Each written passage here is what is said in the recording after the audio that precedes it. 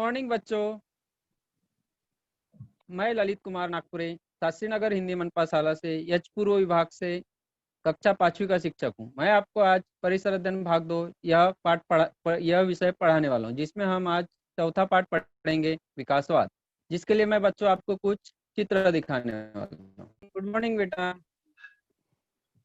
मेरा नाम ललित कुमार ए नागपुरे शाला, मेरे स्कूल का नाम है शास्त्री नगर हिंदी मनपा शाला कालीना, वार्ड है शांत एच पूर्व।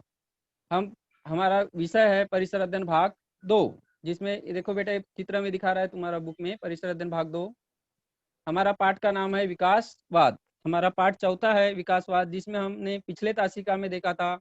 इस पाठ में 4.1 विकास की अवधारणा, 4.2 प्राणियों के विकास के चरण, हम ये दोनों पॉइंट पिछले तासिका में समझ चुके थे। इसको हम एक बार रिवीजन करेंगे बेटा फिर से, जिसमें हमारा पहला पॉइंट था विकास की अवधारणा। हमारा पहला पॉइंट है विकास की अवधारणा। इसमें हम सबसे पहले विकास यानी क्या होता है यह स्पष्ट करेंगे बेटा। विकास यानी क्या, तो विकास का अर्थ जानेंगे। सबसे पहले विकास का अर्थ होता है, विकास का अर्थ निरंतर और धीमी गति से होने वाला परिवर्तन होता है। विकास यानी होता है बेटा जो विकास निरंतर होते रहता है, मतलब जो कंटिन्यू चालू रहता है और वह धीमी गति से होता है, उसी को हम परिवर्तन कहते, उसी को हम विकास कहते हैं। जैसे कि हम एक इसके लिए चित्र देखेंगे, और जैसे कि बेटा इस चित्र में आपको कुत्ता दिखाई दे रहा है। ये कुत्ता जो था पहले छोटा था और धीरे धीरे यह बड़ा होते गया। मतलब यह जो चित्र में जो कुत्ता आपको दिखाई दे रहा है, यह सबसे पहले छोटा था और वह धीमी गति से बड़ा होते गया, बड़ा होते होते बड़ा हो गया। मतलब यह इसकी जो बड़े होने की प्रक्रिया है यह निरंतर चलते रही, और यह कैसे हुआ, धीमी गति से हुआ। इसी को कहते हैं। इसका और एक प्रकार से और एक उदाहरण समझा देता हूँ। जैसा कि कोई बच्चा जन्म लेता है, वह सबसे पहले छोटा रहता है, लेकिन वह धीरे दिनों दिन हर दिन वह धीरे थोड़ा थोड़ा बड़े होता जाता है। इसका ही अर्थ है कि उसमें निरंतर धीमी गति से परिवर्तन होते जाता है। उसी को हम क्या कहते हैं, विकास कहते हैं। इसके बाद हम देखेंगे बेटा विकास की अवधारणा। विकास की अवधारणा यानी क्या, तो इसका हम स्पष्टीकरण समझ लेते हैं। पर्यावरण यानी अपने आजू बाजू परिसर, पर्यावरण में होने वाले परिवर्तन के साथ समायोजन करने और अपने अस्तित्व को बनाए रखने के प्रयास में किसी विशिष्ट प्राणी की शारीरिक संरचना में कुछ आंतरिक परिवर्तन होते रहते हैं। कालांतर में वे ही परिवर्तन उस प्राणी वर्ग की आने वाली पीढ़ियों में आनुवांशिक रूप धारण करता है। ऐसे ही विकास की अवधारणा कहते हैं। मतलब पर्यावरण में जो भी परिवर्तन होते हैं, परिवर्तन के साथ में जो भी प्राणी उसमें समायोजन करते हैं और वह अपने अस्तित्व को, मतलब वह अपना वर्चस्व को बनाए रखता है, और उसमें किसी विशिष्ट प्रकार की शारीरिक संरचना में कुछ आंतरिक परिवर्तन होते रहता है, और कालांतर में मतलब आगे चल के वही परिवर्तन उस प्राणी वर्ग की आने वाली पीढ़ियों में आनुवांशिक रूप धारण करता है। ऐसे ही विकास की अवधारणा कहते हैं। अनुवांशिक यानी होता है बेटा जो एक पीढ़ी से दूसरे पीढ़ी में जो गुण प्राप्त होता है, उसी को हम बोलते हैं अनुवांशिक। ये इस प्रकार से होगा विकास की अवधारणा। अब हम इसके बाद में देखेंगे इसके कुछ विशेषताएं। यह मूल प्राणी से इसके कुछ विभिन्न विशेषताएं पाए जाते हैं। इसके मूल प्राणी जो होते हैं उससे इसकी कुछ विभिन्न विशेषताएं पाए जाते हैं। पहले विशेषता इसका, यह नई प्रजाति मूल प्राणी के प्रजाति से अधिक विकसित होती है। अर्थात यह जो नई प्रजाति है वह जो मूल प्राणी के जो प्रजाति होते हैं उससे वह अधिक विकसित होता है, मतलब वह थोड़ा उससे ज्यादा अधिक विकसित रहता है। दूसरा है, इस प्रक्रिया में मूल प्राणी के प्रजाति नष्ट हो जाती है। मतलब ये पर्यावरण के जो परिवर्तन होते रहता है, इसमें कई बार ऐसा होता है कि इस प्रक्रिया में, मतलब इस विकासवाद की प्रक्रिया में कई बार मूल प्राणी की प्रजाति नष्ट हो जाती है। मतलब ऐसा कई बार होता है कि उनकी प्रजातियां क्या हो जाती है, इसमें नष्ट हो जाती है। तीसरा पॉइंट है बेटा, कई बार मूल प्राणी की प्रजाति से एक से अधिक विकसित प्रजातियां विकसित होती है। और तीसरा है, इसको समझ लेते एक बार। तीसरा, कई बार मूल प्राणी की प्रजाति से एक से अधिक विकसित प्रजातियां विकसित होती है। मतलब कई बार इससे क्या होता है कि एक से अधिक विकसित प्रजातियां इससे विकसित होती है। और इन सभी विकास की अवधारणा को स्पष्ट करने वाले सबसे पहले वैज्ञानिक थे, उनका नाम था चार्ल्स डार्विन। हम इस चार्ल्स डार्विन के बारे में थोड़ा जान लेते हैं बच्चों। तो ये देखो, ये चित्र में आपको दिखाई दे रहा है चार्ल्स डार्विन। ये जो चित्र में दिखाई दे रहा है यही चार्ल्स डार्विन, इन्होंने सबसे पहले विकास की अवधारणा को प्रस्तुत किया था। इसी यही चार्ल्स डार्विन नामक वैज्ञानिक ने सबसे पहले विकास की अवधारणा को स्पष्ट किया था। इनके बारे में हम थोड़ा सा जान लेते हैं शॉर्ट में। चार्ल्स डार्विन, इनका जन्म 1809 में हुआ था और इनकी मृत्यु 1882 में हुआ था।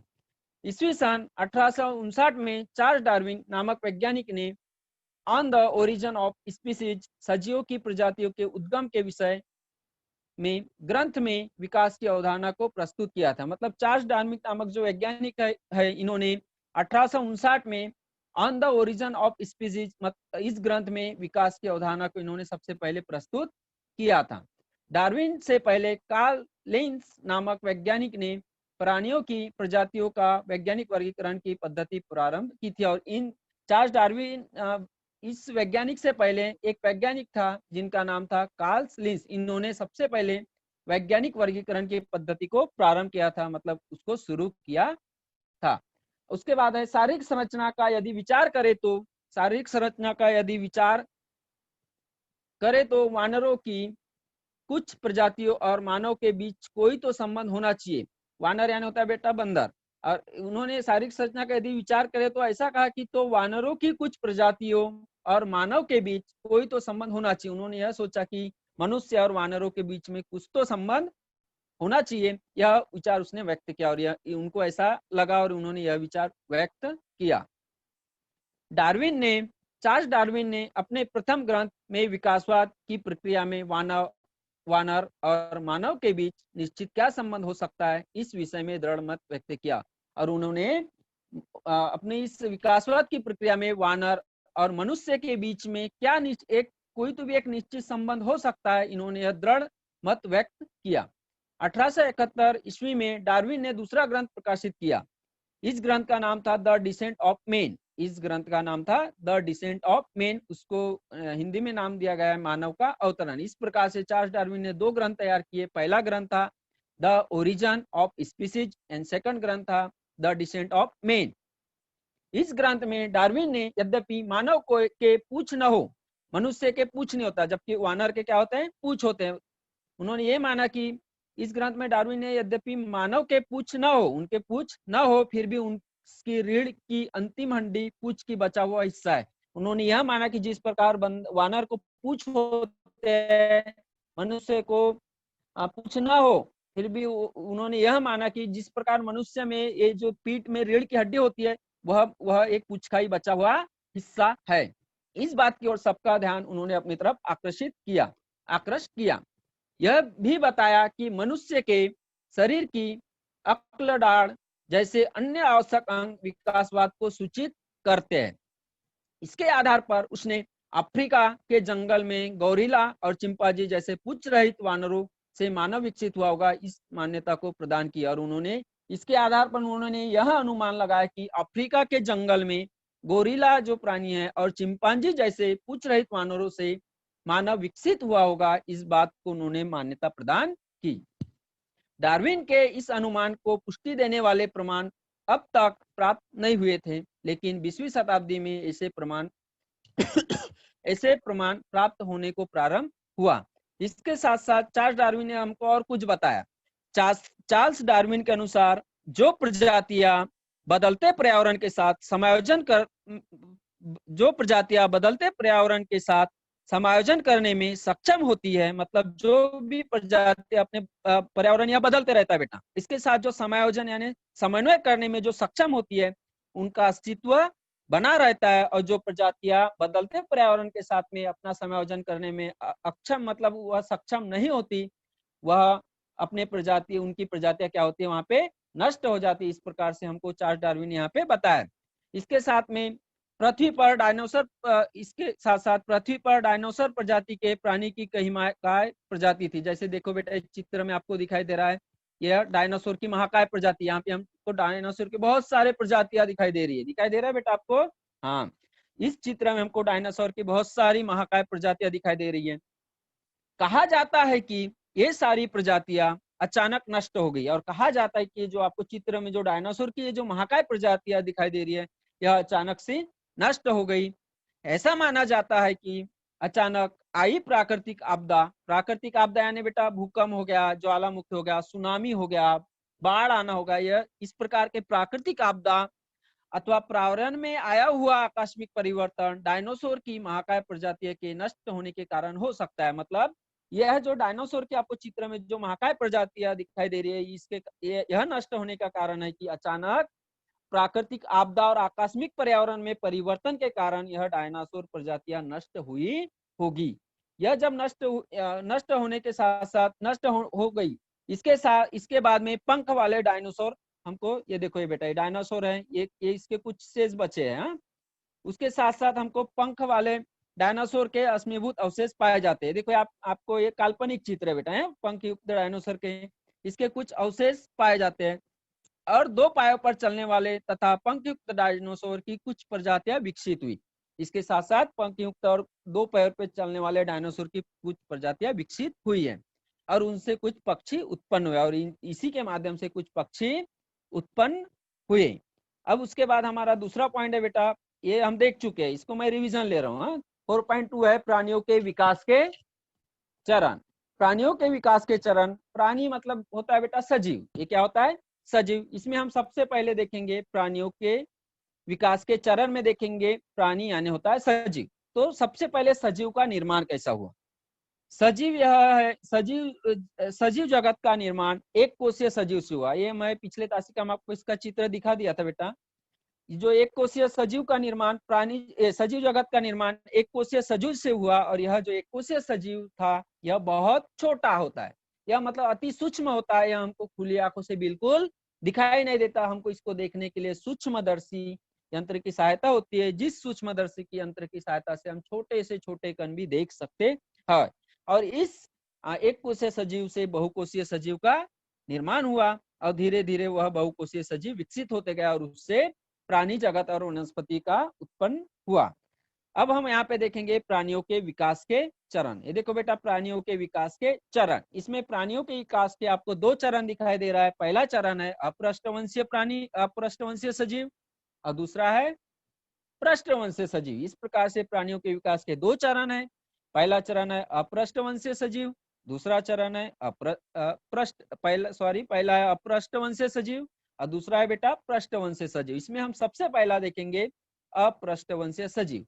अपृष्ठवंशीय सजीव क्या होता है, तो इसका एक परिभाषा के साथ में देखेंगे। अपृष्ठवंशीय सजीव मतलब वे सजीव जिनके शरीर में रीढ़ की हड्डी नहीं होती है, उसे अपृष्ठवंशीय सजीव कहते हैं।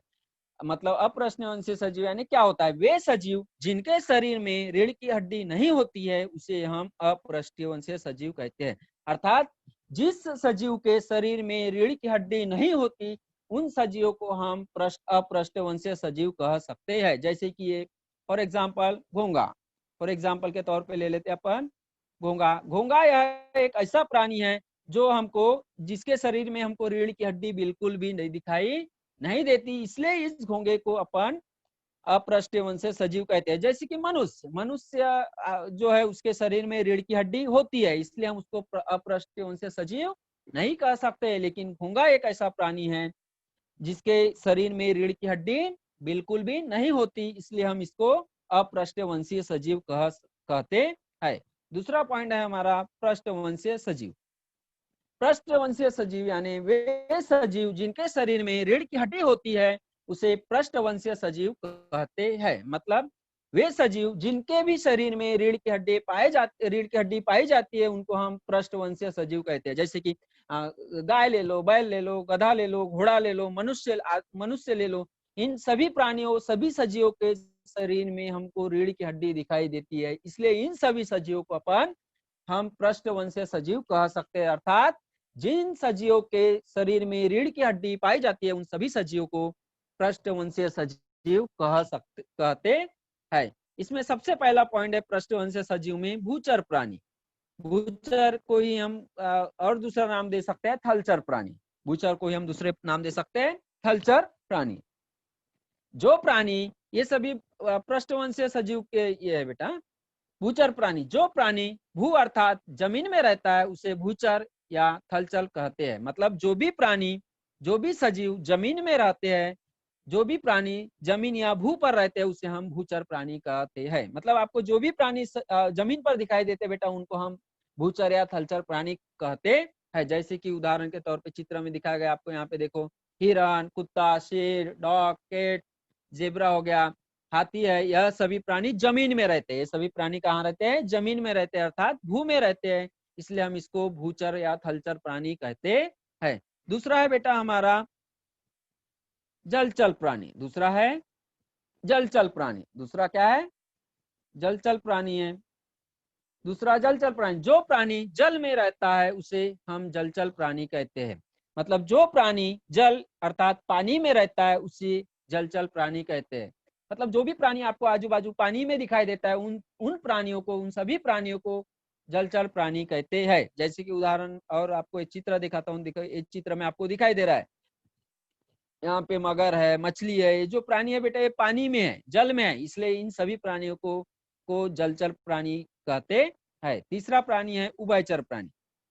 उभयचर यानी होता है जो प्राणी जल में तथा जमीन पर में भी रहता है उसे उभयचर प्राणी कहते हैं। अर्थात जो प्राणी जल के साथ साथ जमीन पर या भू पर भी रहता है उसको हम उभयचर प्राणी कहते हैं। जैसे कि मेंढक ले लो बेटा, मेंढक या बारिश के दिन में हमको पानी में भी दिखाई देता है, और अभी बारिश नहीं होती जब गर्मी में भी हमको मेंढक यह दिखाई देता है। अर्थात मेंढक यह उभयचर प्राणी है, वह जमीन के साथ साथ पानी में भी, यह दोनों में निवास करता है। अर्थात जो प्राणी जल में तथा जमीन में भी रहता है उसे हम उभयचर प्राणी कहते हैं। जैसे कि ये मेंढक दिखाई दे रहा है बेटा आपको, ये मेंढक दिखाई दे रहा है। ये मेंढक की खासियत यह है कि यह मेंढक पानी में भी रहता है और जमीन में भी रहता है, इसलिए इस मेंढक को हम जलचर प्राणी इस मेंढक, इसलिए हम इस मेंढक को उभयचर प्राणी कहते हैं। उसके आगे है वायुचर प्राणी। उसके आगे है वायुचर प्राणी। वायुचर यानी जो प्राणी हवा में उड़ते हैं, मतलब आकाश में दिखाई देते हैं उसे हम वायुचर प्राणी कहते हैं। अर्थात जो भी प्राणी हमको हवा में उड़ते हुए दिखाई देते हैं उन सभी को हम वायुचर प्राणी कहते हैं। जैसे कि ये चित्र में आपको दिखाई दे रहा है, यहाँ बहुत सारे पक्षी है, ये सभी प्राणी वायुचर प्राणी के उदाहरण है। ये सभी प्राणी क्या है? ये वायुचर प्राणी है, अर्थात ये हवा में उड़ते हैं या आकाश की तरफ, आकाश में उड़ते हैं प्राणी, इसलिए हम इसलिए इसको हम वायुचर प्राणी कहते हैं। जैसे कि देख लो यहाँ पे आपको तोता पैरट भी दिखाई दे रहा है, और बहुत सारे यहाँ पे पक्षी दिखाई दे रहे हैं, सभी क्या ये वायुचर प्राणी है। इसके बाद में हमारा नेक्स्ट टॉपिक, इसके बाद में नेक्स्ट है ये, अब ये नया है बेटा, ये पिछले तासिका में यहाँ तक देख चुके थे, अब ये आज की तासिका का है रेंगने वाला प्राणी, सांप। जैसे रेंगने वाला प्राणी, जैसे कि उदाहरण के तौर पे सांप। सांप यह एक जगह पे दूसरे जगह पे रेंगने वाला प्राणी है। रेंगने वाला मतलब सांप इसके पैर नहीं होते, जिस प्रकार मनुष्य के दो पैर होते बेटा, मनुष्य के दो पैर। मनुष्य को अपने कोई भी आवश्यकता को चाहिए, उनको कोई पानी चाहिए, उनको खाना चाहिए, तो वह अपने पैर के माध्यम से चल के वह अपना आवश्यकता की सामान ला सकता है।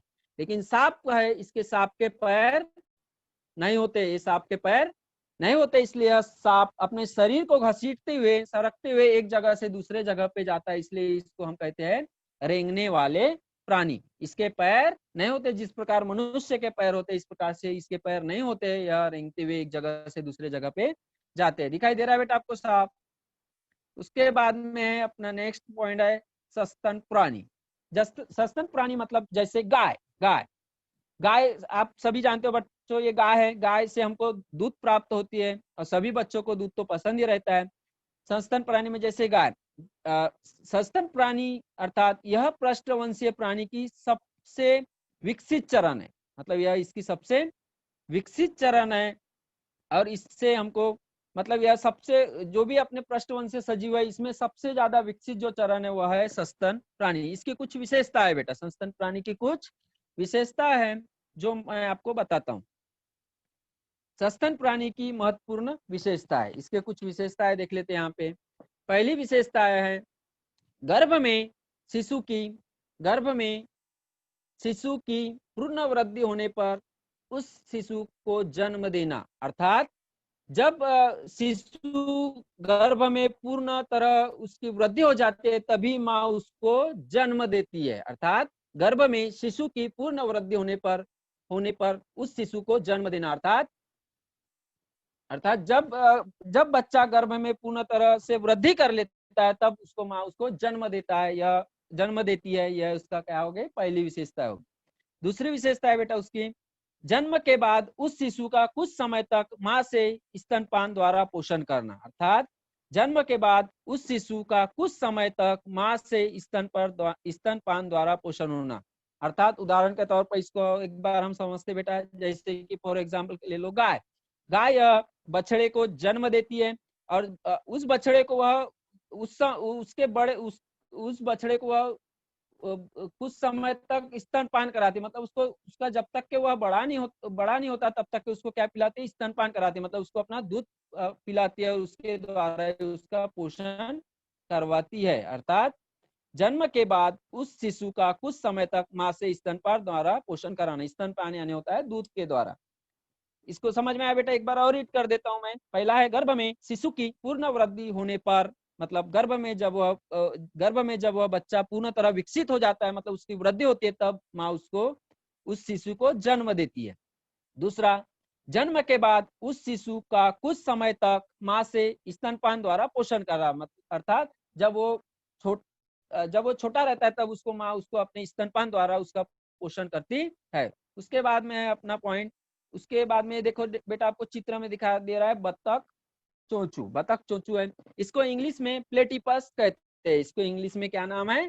प्लेटिपस। प्लेटिपस यह एक सस्तन प्राणी है, फिर भी यह इसके कुछ अपवाद है बेटा। सस्तन प्राणी एक ऐसे प्राणी है, यह सस्तन प्राणी होने के साथ साथ यह यह अंडे देती है। यह डायरेक्ट बच्चों को जन्म नहीं देती, यह अंडे देती है, इसलिए इसे कहते हैं कि यह एक सस्तन प्राणी का ये क्या है, ये अपवाद है। यह बच्चों को अपने डायरेक्ट शिशु को जन्म नहीं देती, यह अंडे देती है और वह अंडे से जब बच्चे निकलते हैं उसके बाद में उसको यह भी स्तनपान कराती है, मतलब यह भी उस बच्चों को अपने दूध पिलाती है। इस प्रकार से यह सस्तन प्राणी की एक अपवाद है। दूसरा है बेटा चींटी खाऊ। चींटी खाऊ यह भी प्राणी इस सस्तन प्राणी के एक अपवादी है, मतलब यह भी एक ऐसा प्राणी है जो सस्तन प्राणी के होने के बावजूद भी यह अंडे देती है। यह सस्तन प्राणी होने के बावजूद में क्या देती है? अंडे देती है, और अंडे से जब बच्चे निकलते हैं उसके बाद में यह भी उस बच्चे को क्या पिलाती है? स्तनपान करवाती है, मतलब उस बच्चे को यह क्या करती है? दूध पिलाती है। इस प्रकार से यह जो बतख चोचू है, जिसको इंग्लिश में प्लेटिपस बोलते हैं, और यह चींटी खाऊ है, इसको अपन इंग्लिश में एंट ईटर बोलते हैं। यह दोनों प्राणी सस्तन प्राणी के क्या है? अपवाद है। अपवाद मतलब बेटा जिस प्रकार से गाय हो गया, गाय यह सस्तन प्राणी होने के साथ साथ यह शिशु को जन्म देती है, लेकिन ये जो दोनों प्राणी जो दिखाया, जैसे कि बतख चोचू और चींटी का प्राणी, यह शिशु को जन्म नहीं देती, उसके साथ साथ यह उसके बावजूद यह शिशु को जन्म न देते हुए अंडे देती है, और उसके बाद में यह अपने बच्चों को स्तनपान कराती है। उसके बाद में अपना पॉइंट है बेटा 4.3। अपना पॉइंट है 4.3, मानव सदृश्य वानर। अपना तीसरा पॉइंट है 4.3, मानव सदृश्य वानर। मतलब मानव सदृश्य यानी क्या होता है बेटा, यहाँ आप समझेंगे। इसके लिए है, ये देखो ये लिखा हुआ है आपका डेफिनेशन इसका। मानव सदृश्य वानर का अर्थ है, मानव सदृश्य वानर का अर्थ, मानव सदृश्य वानर से तात्पर्य मानव से समानता रखने वाला वानर है, इसी को एप बंदर कहते हैं। अर्थात मानव सदृश्य वानर से तात्पर्य मानव से समानता रखने वाला वानर है। मतलब जो मानव जो है वह वानर से जो समानता रखता है उसी को हम मानव सदृश्य वानर कहते हैं। इसी को एप अर्थात बंदर कहते हैं। मतलब मानव सदृश्य वानर से तात्पर्य मानव से समानता रखने वाला वानर है, मतलब मनुष्य से जो समानता रखता है वानर, उसी को अपन कहते हैं मानव सदृश्य वानर। इसी को एप अर्थात बंदर कहते हैं। अब इसके बारे में और थोड़ा मानव सदृश्य वानर क्या होता है। मानव सदृश्य वानर प्रजाति का निवास मुख्यतः पेड़ पर ही था। मतलब बंदर बेटा वानर मुख्यतः पेड़ रहता है। मानव सदृश्य वानर प्रजाति का मुख्य निवास पेड़ था, जो पेड़ पर रहती थी, अर्थात प्रजातियां पेड़ पर रहती थी, उनमें परिवर्तन होने का कोई कारण नहीं था। अर्थात उसमें किसी मतलब वानर जो है वह पेड़ पर रहता था, जो प्रजातियां पेड़ पर रहती थी उनमें परिवर्तन होने का कोई भी कारण नहीं था, मतलब किसी प्रकार का कोई आपदाएं नहीं आया, कुछ पर्यावरण परिवर्तन नहीं हुआ, फिर भी उनका मूल स्वरूप वैसा ही रहा, परंतु उनमें कुछ परिवर्तन बिल्कुल भी नहीं हुआ। परंतु उनकी कुछ प्रजातियों के लिए घास वाले प्रदेश में पेड़ के बदले भूमि पर रहना आवश्यक था, लेकिन कुछ कारण परंतु कुछ प्रजातियों के लिए घास वाले प्रदेश में पेड़ के बदले भूमि पर रहना आवश्यक था। वे प्रजातियां विकसित होती गई और वह प्रजाति वानर की प्रजातियां धीरे धीरे क्या होती गई, विकसित होती गई। उनसे क्रमशः विकसित होते होते मानव प्रजाति अस्तित्व में आई। इसके साथ साथ क्या हुआ, मानव प्रजाति, इसी से वानरों के माध्यम से मानव प्रजातियां धीरे धीरे विकसित होती गई और उससे मानव प्रजाति अस्तित्व में आई। यह सबसे पहले अफ्रीका महाद्वीप में घटित हुआ। हमने ईवीएस 1 में पढ़े थे बेटा कि कितने 7 महाद्वीप होते हैं, उसी में से एक महाद्वीप है अफ्रीका महाद्वीप। यह जो है सबसे पहले कहाँ घटित हुआ, अफ्रीका महाद्वीप में घटित हुआ। उसी मानव को हम आदि मानव कहते हैं और उसी मानव को हम क्या कहते हैं, आदि मानव कहते हैं। आदि मानव, आदि यानी इसका दो अर्थ होता है बेटा, आदि मानव। आदि यानी होता है प्रारंभ और मानव यानी मनुष्य होता है, मतलब जो पहले के मानव। इसके बारे में हम नेक्स्ट पार्ट में पढ़ेंगे कि मानव, आदि मानव की कैसी किस प्रकार की विकास की यात्रा चली।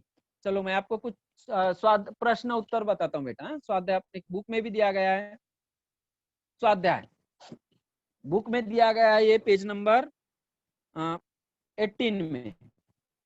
पहला है प्रश्न पहला, कोष्टक में उचित शब्द लिखो। मतलब जो इसमें कुछ कोष्टक है उसमें से उचित शब्द लिखना है, मतलब रिक्त स्थानों में उचित शब्द लिखना है। पहला अ, विकास की अवधारणा सबसे पहले खालिस्तान नामक वैज्ञानिक ने प्रस्तुत की। हम इसको पढ़े बेटा, उसमें चार्ल्स डार्विन, बिलार्ड लिबी, लुई लिकी, इसमें से चार्ल्स डार्विन नाम यह हमारे पाठ में आया है, बिलार्ड लिबी भी नहीं आया, लुई लिकी भी नहीं आया, अर्थात इसका उत्तर आएगा चार्ल्स डार्विन। मतलब विकासवाद की अवधारणा सबसे पहले चार्ल्स डार्विन नामक वैज्ञानिक ने क्या की, प्रस्तुत की। उसके बाद में है दूसरा आ, पृष्ठवंशीय सजीव के समूह में विकास के का सबसे अंतिम चरण खालिस्तान प्राणी है। अर्थात इसमें 3 ऑप्शन है, जलचर, उभयचर, सस्तन प्राणी। अर्थात सबसे लास्ट में क्या है बेटा, हमने सबसे पहले भूचर देखे, उसके बाद में जलचर देखे, जलचर के बाद में उभयचर देखे, उसके बाद में वायुचर देखे, फिर रेंगने वाले देखे, फिर सस्तन प्राणी देखे। अर्थात इसका सबसे लास्ट जो चरण है वो सस्तन चरण है। अर्थात पृष्ठ, इसका उत्तर देख लेते हैं, पृष्ठवंशीय सजीवों के समूह में विकास का सबसे अंतिम चरण का प्राणी है वह है सस्तन प्राणी।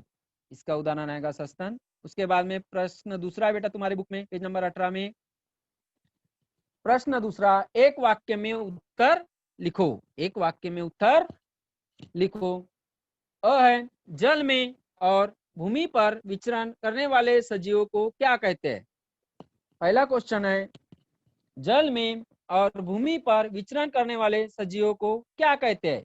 हम ये देखे थे बेटा, जो जल में रहता है उसको जलचर कहते हैं, जो जमीन में रहता है उसको भूलचर कहते हैं, और जो हवा में उड़ता है उसको वायुचर कहते हैं, और जो जमीन में भी रहता है और पानी में भी रहता है अर्थात जल में भी रहता है उसको अपन क्या कहते हैं, उभयचर कहते हैं। जैसे कि उदाहरण समझ लेते हैं, जल में और भूमि में विचरण करने वाले सजीव को अपन क्या कहते हैं, उभयचर प्राणी कहते हैं। जैसे इसमें अपन उदाहरण भी लिख सकते हैं, मेंढक। तो पहला और एक बार रिवीजन करता हूँ क्वेश्चन, जल में और भूमि पर विचरण करने वाले सजीव को क्या कहते हैं। पहला है, उत्तर है इसका, जल में और भूमि में विचरण करने वाले सजीव को उभयचर कहते हैं। जो पानी के साथ साथ भूमि में भी रहता है उस प्राणी को हम क्या कह सकते हैं, उभयचर प्राणी कहते हैं। दूसरा आ है बेटा, आदि मानव की प्रजाति सबसे पहले कहाँ अस्तित्व में आई। मैं आपको बताया बेटा 7 महाद्वीप है, उसमें से ही एक महाद्वीप है वो। तो इसका उत्तर, प्रश्न एक बार पढ़ लेते हैं और फिर से, आदि मानव की प्रजाति सबसे पहले कहाँ अस्तित्व में आई। इसका उत्तर है, आदि मानव की प्रजाति सबसे पहले अफ्रीका महाद्वीप में अस्तित्व में आई। तो ये आदि मानव की जो प्रजाति है यह सबसे पहले अफ्रीका महाद्वीप में आई। आदि मानव बेटा, आदि मानव मैं बताया आपको, आदि यानी होता है प्रारंभ, मानव यानी मनुष्य, मतलब पहले का मानव।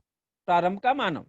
तो ये इसका उत्तर हो गया, आदि मानव की प्रजाति सबसे पहले अफ्रीका महाद्वीप में अस्तित्व में आई। अब कुछ सही गलत है, सत्य या असत्य बताओ। यदि कथन असत्य हो तो उसको सत्य करके लिखना है। यहाँ पे आपको सत्य असत्य बताना है। यदि कोई गलत रह गया, यदि कोई कथन असत्य है तो उसको आपको सत्य करके क्या करना है, लिखना है। पहला है, कई बार मूल प्राणी के प्रजाति की प्रजाति से एक से अधिक प्रजाति विकसित होती है। अर्थात कई बार मूल प्राणी के प्रजाति की प्रजाति से एक से अधिक प्रजाति विकसित होती है। हम प्राणियों की विशेषताएं में देखे थे, मूल प्राणियों की विशेषताएं बेटा, ये है सत्य है बिल्कुल, कि ये सही है बिल्कुल कि कई बार क्या होता है, मूल प्राणी के प्रजाति की प्रजातियां से एक से अधिक प्रजाति विकसित होती है। तो यह सत्य है, तो इसमें आपको कोई सुधार के लिखने की जरूरत नहीं है। इसको अगर से आप चाहो तो लिख सकते हो बेटा, और चाहे तो स्क्रीनशॉट भी ले सकते हो इसको। उसके बाद में दूसरा प्रश्न है, दूसरा सत्य असत्य ही है, सत्य या असत्य बताओ। यदि कथन असत्य हो तो सत्य करके लिखना, वो भी सेम ही है। अगर से आपका क्वेश्चन, आपका प्रश्न गलत है तो अगर से असत्य है तो आपको उसको सत्य करके लिखना है। विकास की अवधारणा स्पष्टता से पहली बार चार्ल्स डार्विन नामक वैज्ञानिक ने प्रस्तुत की। अर्थात मतलब विकास की अवधारणा को सबसे पहले बार स्पष्ट करने वाले चार्ल्स डार्विन थे। यह ऐसा प्रश्न है, यह भी बिल्कुल सही बेटा। मैंने बताया आपको कि चार्ल्स डार्विन ने सबसे पहले विकास की अवधारणा को प्रस्तुत किया था। इसका उत्तर सही आएगा। तीसरा प्रश्न है, सत्य या असत्य बताओ, सही या गलत बताओ। अगर से यह भी गलत, अगर से आपको असत्य लगता है वाक्य, अगर से कथन यदि असत्य है तो आप उसको सत्य करके लिख सकते हो। तीसरा क्वेश्चन है, अचानक आई प्राकृतिक आपदा अथवा अथवा पर्यावरण में आया हुआ आकस्मिक परिवर्तन डायनासोर की महाकाय प्रजातियों के नष्ट होने का कारण हो सकता है। ये भी बिल्कुल सत्य है। मैं आपको बताया कि अचानक आई हुई प्राकृतिक आपदा मतलब भूकंप आना, ज्वालामुखी, सुनामी, बाढ़ आना, इस प्रकार से प्राकृतिक आपदाओं के कारण भी डायनासोर की महाकाय प्रजाति नष्ट हुई, यह बिल्कुल सत्य है। उसके बाद में प्रश्न तीसरा बेटा, ये आपके स्वाध्याय के लिए है, निम्न कथनों के कारण लिखो। डायनासोर की महाकाय प्रजातियां नष्ट हुई, क्यों हुई इसके कारण आपको लिखना है। मैं फिर भी आपको थोड़ा बता देता हूँ डायनासोर की महाकाय प्रजाति नष्ट होने के कारण। तो ऐसा माना जाता है कि अचानक आई प्राकृतिक आपदा तथा आकस्मिक पर्यावरण परिवर्तन के कारण डायनासोर की महाकाय प्रजातियां नष्ट हुई। ये आपको लिखना है बेटा, मैं कॉपी चेक करूंगा आपके, मेरे को व्हाट्सएप पे भेजना है आपको लिखने के बाद। दूसरा है, मूल प्रजाति की तुलना में कुछ अलग विशेषताएं वाले एक नई प्रजाति का उदय हुआ। ये आपको लिखना है बेटा स्वाध्याय के लिए। इस प्रकार एक बार फिर से मैं आपको प्रश्न उत्तर एक बार फिर से बता देता हूँ। ये पहला प्रश्न है बेटा स्वाध्याय कोष्टक में उचित शब्द लिखो। अ है, विकास की अवधारणा सबसे पहले खालिस्तान नामक वैज्ञानिक ने प्रस्तुत की। तो विकास की इस अवधारणा को सबसे पहले प्रस्तुत करने वाले वैज्ञानिक थे चार्ल्स डार्विन। उसका अ का उत्तर आएगा चार्ल्स डार्विन। आ है, पृष्ठवंश सजीव के समूह में विकास का सबसे अंतिम चरण रिक्त स्थान प्राणी है। तो इसमें उत्तर आएगा, पृष्ठवंश सजीव के समूह में विकास का सबसे अंतिम चरण सस्तन प्राणी है। उसके बाद में प्रश्न दूसरा है, एक वाक्य में उत्तर लिखो। एक वाक्य में उत्तर लिखो। अ है, पहला प्रश्न है अ, जल में और भूमि पर विचरण करने वाले सजीव को क्या कहते हैं। पहला क्वेश्चन है अ, जल में और भूमि पर विचरण करने वाले सजीव को क्या कहते हैं। उसका उत्तर है बेटा, जल में और भूमि में विचरण करने वाले सजीव को उभयचर प्राणी कहते हैं। दूसरा प्रश्न है आदि मानव की प्रजाति सबसे पहले कहाँ अस्तित्व में आई। तो इसका उत्तर है, उत्तर आदि मानव की प्रजाति सबसे पहले अफ्रीका महाद्वीप में अस्तित्व में आई। उसके बाद में हम सत्य असत्य देखेंगे एक बार। सत्य या असत्य बताओ, यदि कथन असत्य हो तो सत्य करके लिखो। यदि आपका कथन गलत है तो उसको आपको सही करके लिखना है। पहला प्रश्न है इसका, कई बार मूल प्राणी के प्रजाति से एक से अधिक प्रजाति विकसित होती है। मतलब कई बार क्या होता है, मूल प्राणी के प्रजाति से एक से अधिक प्रजाति विकसित होती है। अर्थात यह उत्तर हमारा बिल्कुल यह सही है, सत्य है। सत्य असत्य बताओ, यदि कथन असत्य हो तो सत्य करके आपको लिखना है। इसका प्रश्न दूसरा है बेटा, दूसरा नंबर का प्रश्न है, विकास की अवधारणा स्पष्टता से पहली बार चार्ल्स डार्विन नामक वैज्ञानिक ने प्रस्तुत की। तो मैं आपको ये बताया कि विकास की अवधारणा को प्रस्तुत करने वाले सबसे पहले वैज्ञानिक थे, उनका नाम था चार्ल्स डार्विन। तो यह हमारा जो कथन है यह बिल्कुल सत्य है। उसके बाद में तीसरा है, तीसरा भी वैसा ही है, सत्य असत्य बताओ। यदि कथन आपका सत्य हो तो उसको आपको सत्य करके लिखना है। तीसरा है, अचानक आई प्राकृतिक आपदा अथवा पर्यावरण में आया हुआ आकस्मिक परिवर्तन डायनासोर की महाकाय प्रजाति के नष्ट होने का कारण हो सकता है। मैंने आपको समझाया बेटा कि अचानक आई प्राकृतिक आपदा अथवा आकस्मिक आया हुआ पर्यावरण परिवर्तन के कारण डायनासोर की महाकाय प्रजाति का नष्ट हुआ। तो यह हमारा कथन भी बिल्कुल सही है। और ये आपको जो दिया है ये आपको स्वाध्याय है, ये आपको इसको प्रश्न उत्तर लिखना है और मुझे ये व्हाट्सएप में भेजना है। इसको मैं आपको चेक करूंगा बेटा। जिसका पहला प्रश्न तीसरा है, निम्न कथनों के कारण लिखो। डायनासोर की महाकाय प्रजाति नष्ट हुई, इसका कारण आपको लिखना है घर पे। आ है, मूल प्रजाति की तुलना में कुछ अलग विशेषताओं की एक प्रजाति का उदय होता है, यह आपको लिखना है बेटा। इस प्रकार से हमारा आज का पाठ खत्म हुआ।